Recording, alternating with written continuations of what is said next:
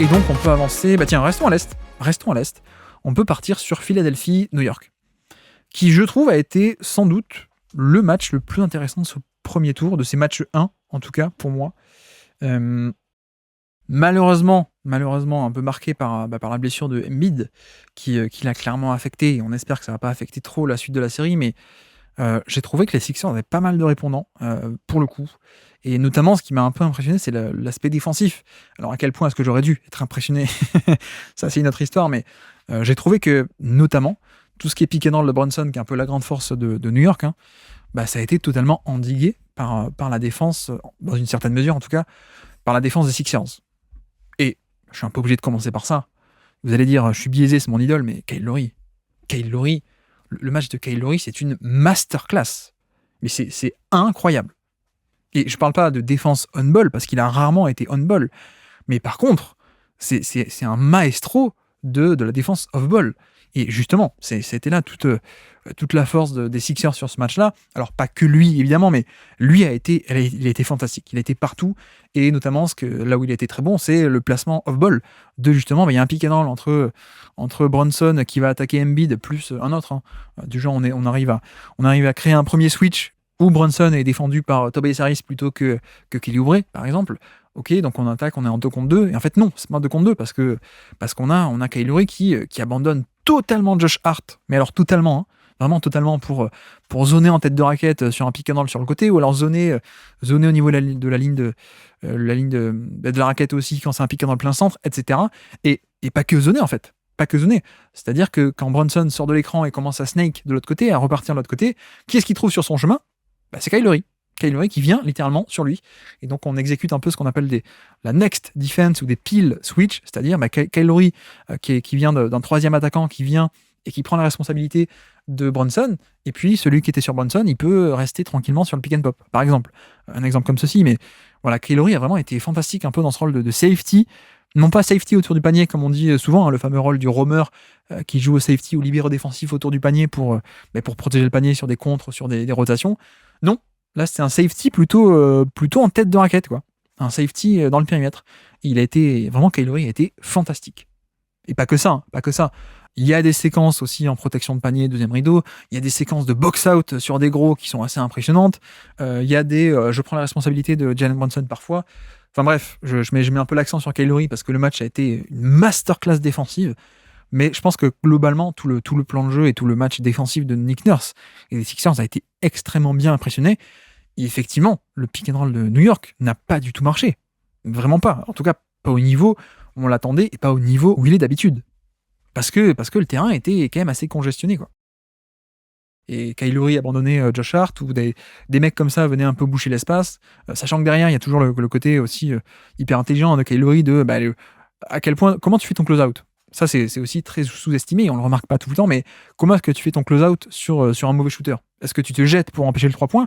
Ou est-ce que donc un hard close-out, ou est-ce que tu fais un soft close-out où tu t'arrêtes à 2 mètres du mec et juste en fait tu reviens pas totalement. Et ça, c'est les petits détails. Et là-dessus, sur ces petits détails, ils ont été géniaux, quoi, les Sixers. Alors, ils ont perdu, on va y venir, mais là-dessus, franchement, l'impact a été assez énorme, vraiment.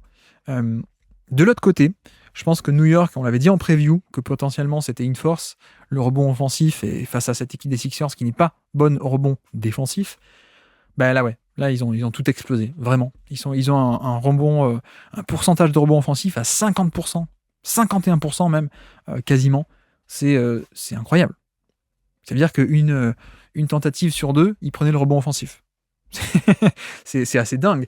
Et là-dessus, c'est pas l'effort de un seul mec, parce que certes, Hartenstein a été excellentissime, même quand il avait 2 ou 3 mecs autour de lui, il arrivait à taper la balle vers le périmètre, quoi, à la dévier pour l'envoyer dans le périmètre de nouveau. Mitchell Robinson aussi, sa présence qui a été plutôt pas mal aussi, mais c'est une stratégie collective avec les Knicks. C'est pas que un seul mec, c'est le fait d'envoyer 1, 2, 3, 4 mecs parfois attaquer le rebond, et ça a bien marché. Ça a super bien marché, et ça a marché pour 2 choses en fait. Il y a deux éléments qui ont marché, c'est d'une part le côté on ramasse pas mal de secondes chances, mais aussi, et paradoxalement, peut-être c'est contre-intuitif pour beaucoup, mais ça a aussi limité la transition des Sixers, qui sont une bonne équipe en transition, notamment avec Tyrese Maxey, évidemment, mais qui là, ils n'en ont pas fait tant que ça, des contre-attaques. Parce qu'en fait, et c'est là où ça paraît contre-intuitif, on dit toujours, le rebond offensif, tu te découvres, et donc tu es plus vulnérable, parce que si tu attaques le rebond, tu es vulnérable pour la contre-attaque, parce que tu ne reviens pas en transition assez vite. Mais sauf que, paradoxalement, on remarque qu'il y a des fois, c'est exécuté, et c'est tellement bien exécuté, et avec une telle agressivité qu'en fait, c'est l'inverse. C'est-à-dire que c'est l'équipe adverse qui n'ose plus partir en transition, mais qui, justement, tu dis, mince, ils vont attaquer le rebond à 4 mecs, nous, on doit être au moins 4 ou 5 défenseurs à y aller aussi, quoi. Donc, ça paraît contre-intuitif, hein, ce côté. En plus, on le répète depuis toujours, quand tu attaques le rebond offensif, tu te découvres en contre-attaque défensive. Et ça paraît normal. Mais sauf qu'en fait, il y a aussi parfois, assez régulièrement, cet effet inverse où, quand tu mets à ce point de la pression au rebond offensif, les autres, ils n'ont plus envie de partir en transition. Ils ont envie d'arrêter ton rebond offensif, ils ont envie, eux, de prendre le rebond. Et donc, ça part moins vite, quoi. Et je pense que ça a eu totalement cet effet-là. Non seulement, ils ont grappillé pas mal de deuxièmes opportunités sur lesquelles ils ont marqué, qui ont été vraiment cruciales, hein, pour le coup. Mais en plus, ils ont aussi réussi à empêcher la transition offensive des Sixers, qui, je regarde, ils étaient à peine à 13%, dans le 37e centile. Donc à peine mieux que 37% des matchs de cette saison, grosso modo. Les stats sur Cleaning the Glass, si ça vous dit. Mais voilà, on n'a pas eu le jeu habituel des Sixers qui arrivent à partir très vite en transition, Tyrese Maxey, etc. On l'a pas vu tant que ça, mine de rien. Donc ça, c'est la magie et le pouvoir, on peut dire, le pouvoir du rebond offensif des Knicks, qui est vraiment... Voilà, c'est une équipe d'élite, hein, c'est pas pour rien. D'ailleurs, stat un peu intéressante, sur demi-terrain, ils ont marqué 76 points par 100 possessions. C'est un score absolument catastrophique. Mais, comme dit, c'est pas des vrais stats de demi-terrain, parce que au niveau des stats, en fait, à partir du moment où le tir est pris, la possession pour eux, la possession sur demi-terrain s'arrête. Mais donc évidemment, si tu vas voir dans l'autre catégorie, au niveau de la catégorie putback, rebond offensif, ils sont dans le 100e centile en termes d'opportunités de rebond, et puis en 100e centile en termes d'efficacité ajoutée sur rebond. Bref, donc voilà, faut pas le prendre au pied de la lettre, mais c'est juste pour vous montrer que, en effet, sans le rebond offensif, c'était compliqué. 76 d'offensive rating sur demi-terrain, même si, comme dit, dans les faits, un rebond offensif, ça revient sur demi-terrain, donc dans l'esprit, ça fait partie de la possession, mais pour dire à quel point est-ce que le rebond offensif a marqué et a fait gagner. Parce que juste sur l'efficacité en elle-même, New York n'a pas fait un grand match. Hein. Ils n'ont pas fait un grand match du tout.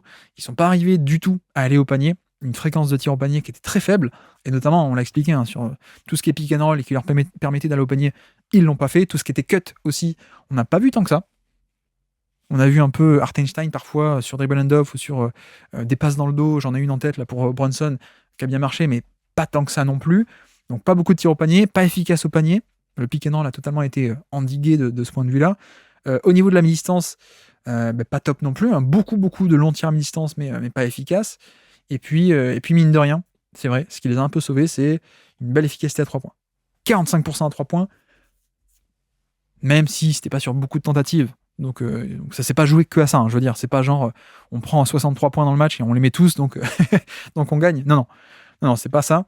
C'est en effet hyper grosse efficacité à 3 points, et je pense que vous l'avez vu notamment en fin de match.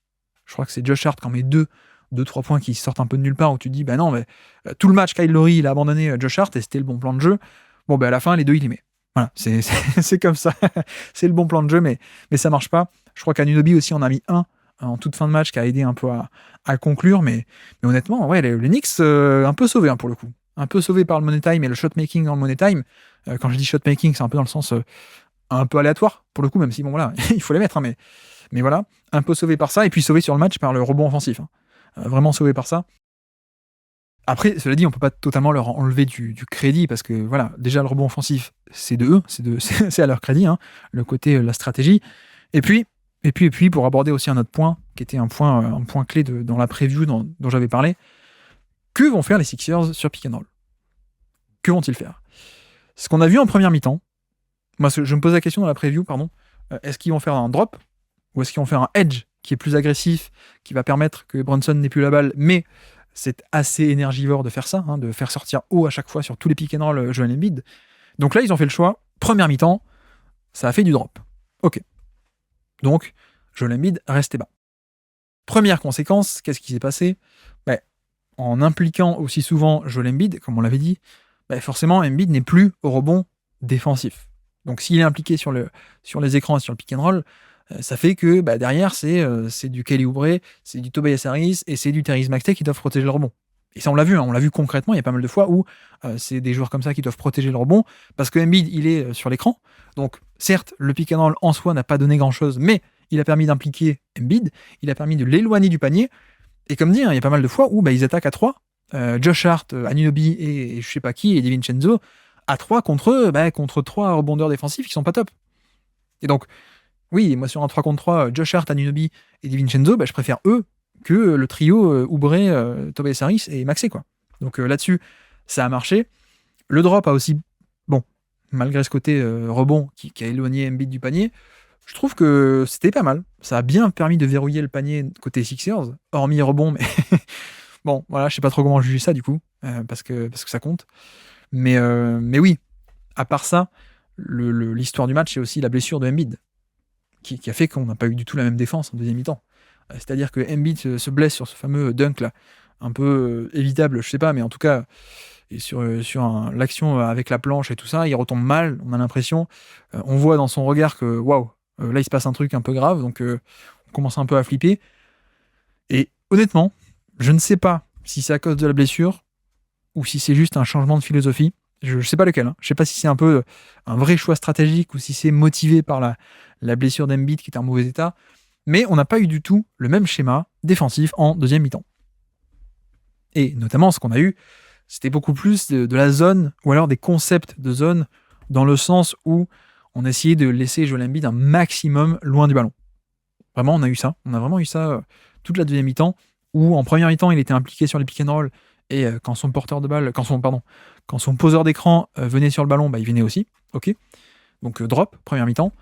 Deuxième mi-temps, le plus possible, on essayait de le laisser loin de l'action. De le laisser un peu dans le rôle du safety. Mais là où je dis que c'était, j'ai pas l'impression que c'était que 100% de l'idéologie et de un vrai choix tactique, c'est que voilà, c'est pas genre on essaie de, on l'a vu hein, cette saison, Nick Nurse l'a souvent mis dans ce rôle-là, mais c'est pour avoir un impact au panier. Là, j'ai trouvé que l'impact au panier était pas démentiel, l'activité autour du panier en deuxième rideau était pas démentielle. Là, je trouvais qu'on le switchait loin du ballon, juste surtout même pour qu'il soit pas sur le ballon, surtout pour qu'il ne vienne pas et qu'il soit pas impliqué sur le pick and roll. Et donc concrètement, qu'est-ce qui se passait ? On a eu pas mal de zones, de vraies zones, hein, de zones 3-2 notamment, ou 2-3, avec Embiid un peu au centre, Kyle Lowry un peu entre les deux, c'est-à-dire parfois 3-2 quand il est dans la ligne haute, parfois 2-3 quand il est un peu dans la ligne basse, mais à faire un peu l'essuie-glace sur le côté. Quand on appelait un écran, parfois, hein, pas sur de la zone, je veux dire, mais sur des concepts de homme à homme, quand on appelait un écran, qu'est-ce qui se passait ? C'était Kyle Lowry qui d'un coup dit à Joel Embiid, non, toi tu restes en bas, moi je viens défendre le poseur d'écran, et Kyle Lowry, le magnifique, qui défend en drop, qui fait des trucs, voilà, qui fait du Kyle Lowry, quoi. C'est-à-dire le meneur de 6 pieds d'eau qui défend comme un intérieur de 7 pieds, quoi, qui exécute, qui vient défendre le poseur d'écran. Bref, pas que lui, hein, pas que Kyle Lowry, je suis amoureux de Kyle Lowry, vous l'aurez compris, mais pas que lui, il y en a d'autres. Et en gros, on a essayé de passer les responsabilités du poseur d'écran à d'autres. Sauf que bon, au bout d'un moment, les Knicks ils ont compris, donc on appelait un écran, et puis quand il y avait un switch, on appelait l'autre écran. On appelait un deuxième écran, et là-dessus, Joel Embiid est un peu obligé de venir, quoi. Donc voilà, ça a aussi créé pas mal de difficultés, et notamment le comment on dit, je bloque toujours le dagger. FD me l'avait dit la dernière fois. Le coup de poignard, le dernier clou dans le cercueil qui a été fait sur ce match, c'est une action comme ça. Où en fait, Embiid, on essaie de le garder loin de l'action sur un pick and roll, et il y a un peu confusion au niveau de qui doit faire quoi. Je ne vais pas détailler ici, mais grosso modo, il n'y a personne qui revient sur le shooter sur l'aile, parce que Embiid, il abandonne le shooter sur l'aile pour aller au panier, évidemment, pour rester un peu loin de l'action. Et il se retrouve à deux, Tobias Harris et Kelly Oubre sur le ballon, et quelqu'un est ouvert, quelqu'un est grand ouvert. Donc ça fait un peu... Voilà, c'est pour ça que je dis que je pense que c'était plus une stratégie par rapport à la blessure d'Embiid et son état physique, où il est revenu en deuxième mi-temps, alors que vu sa tête en première mi-temps sur la blessure, on se disait que c'était mort, même peut-être pour la série. Donc il est revenu, mais il n'était pas en grande forme. Et c'est pour ça que je pense que c'était une stratégie pour ça, mais une stratégie qui amène des complications. Et qui est un peu plus... voilà, pour bien l'exécuter, c'est un peu plus compliqué, évidemment. Et donc, ouais, parfois tu as des brèches, et malheureusement, il y a eu des brèches dans le Money Time. Donc voilà, à mettre au crédit pour le coup de la part d'Enix, hein, tout ça, cette exécution. Ils n'ont pas été bons sur le pick and roll globalement, ils sont pas allés au panier, ils n'ont pas développé un peu leur attaque habituelle. Tiens, petite note aussi d'ailleurs sur l'attaque d'Enix. Miles McBride, qu'est-ce que c'est c'est quoi ce délire, Miles McBride? Quel est le délire? Je veux dire, je l'ai dans ma All-Star Team, hein, donc je le connais, hein, Miles McBride, mais je pensais que ce serait un meilleur défenseur, quoi. Je pensais pas que je pensais pas qu'on serait sur un vrai shooter à 3 points. Bon, je l'ai vu mettre des pull-ups à 3 points sur la tête de Draymond Green. Ok, tu te dis, bon, bah, c'est un match, quoi. Il était en feu contre les Warriors, c'est un match. Mais en fait, non. En fait, pas du tout. McBride, il était plutôt très bon, hein. Plutôt vraiment très bon. Donc, il continue à mettre ses 3 points. Ok, bah, pas de problème. C'était un des meilleurs shooters d'Enix. En début de match, l'Enix en mettait aucun. Lui, il est rentré, il en a mis. Bogdanovic aussi. Tiens, Bogdanovic, que j'ai trouvé pas mal sur ce match-là. Pas encore à son plein potentiel, mais déjà, en défense, il s'est pas mal donné sur les hard edge, comme on dit. Donc, sur un pick and roll, on essaie d'impliquer Bogdanovic pour ne pas switcher. Qu'est-ce qu'il fait? Il monte haut pour gêner le porteur de balle et puis il revient sur son défenseur. Et donc là-dessus, il a été extrêmement actif. De ma vie, je ne l'ai jamais vu aussi actif, aussi impliqué, aussi, aussi énergique. Donc, comme quoi le coaching de Thibodeau, ça marche. Donc, il y a l'aspect défensif et puis il y a l'aspect offensif aussi, où on l'a vu 2-3 fois aller au poste bas quand en transition il a le bon match-up, c'est-à-dire Therese Maxey. Il y allait. Des fois où il y a un pick and roll et il est celui qui est côté faible, qui remonte depuis le corner jusqu'à la ligne à 3 points, jusque sur l'aile, je veux dire, pardon, et qui dégaine à 3 points, il l'a mis. Voilà, je pense qu'on commence un peu à... J'espère qu'on commence un peu à exploiter le potentiel de Bogdanovic en attaque, donc ça c'est aussi intéressant. Tiens, McBride d'ailleurs, tant que j'étais un peu sur lui, j'ai parlé du 3 points, mais pas mal de très bonnes séquences aussi de balle en main, y compris sur drive, y compris un peu sur cette créativité balle en main, donc ouais, assez étonné de ce point de vue-là aussi. Et puis, je réfléchis. Non, je crois que c'est pas mal. On peut passer du coup côté défensif. Et là-dessus, on peut faire la transition avec McBride, qui n'a pas démarré le match, mais qui, je pense, s'est un peu installé sur la fin de match, et qui, sur le reste de la série, devrait être beaucoup plus présent, notamment en défense sur Maxey. Je pense, parce que début de match, on a testé Anunoby, en fait, en tout début de match. Anunoby sur Maxey, quel est un peu le raisonnement? C'est essayer de mettre de la longueur, le plus possible de longueur et de taille sur Maxey pour le gêner.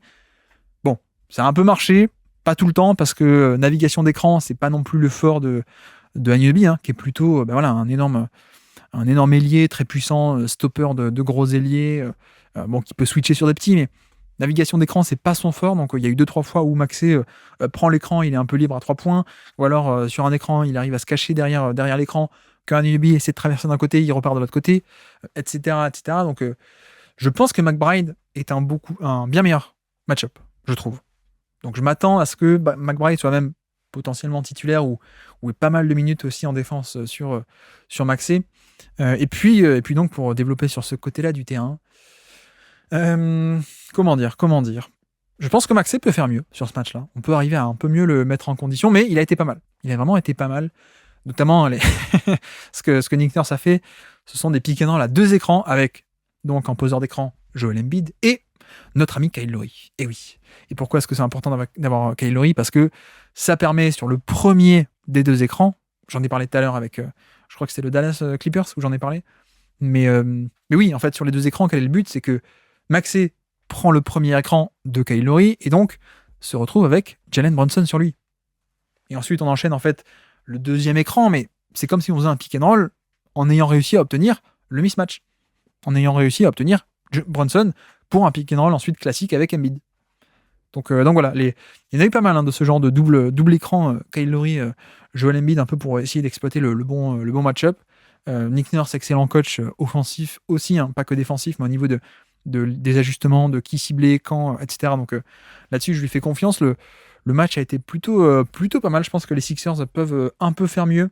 Je pense que les Sixers auraient pu avoir un peu plus de réussite à 3 points, mais ils ne l'ont pas eu. Donc c'est un peu dommage. Et au final, pour moi, ils étaient dans le match jusqu'à la fin, jusqu'au Money Time, qui a mal tourné. Donc voilà.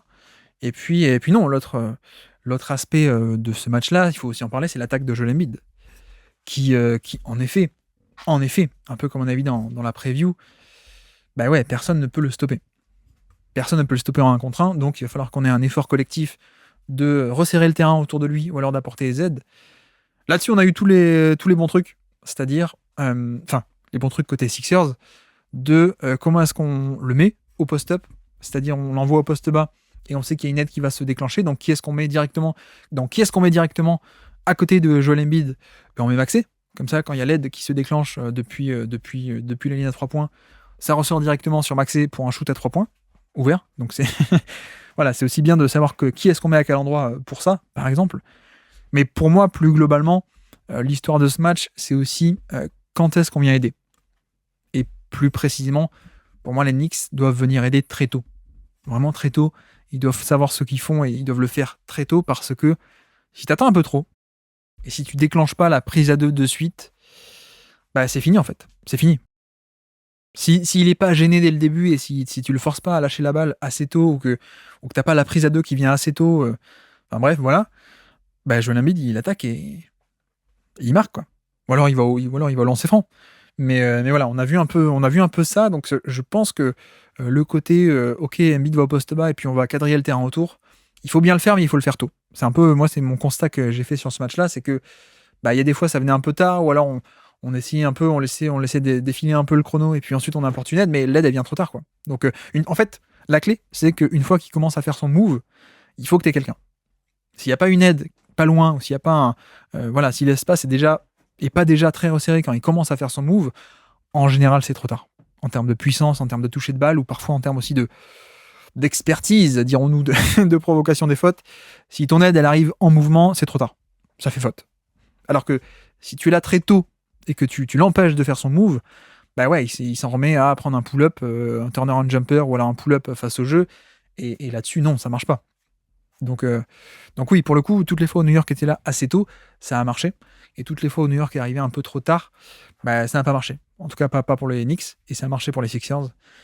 Et puis ouais, à voir aussi du coup l'état de santé de Embiid sur la suite de la série, parce que je me pose de vraies questions là. J'ai été marqué par ce regard dans le vide de Joel Embiid.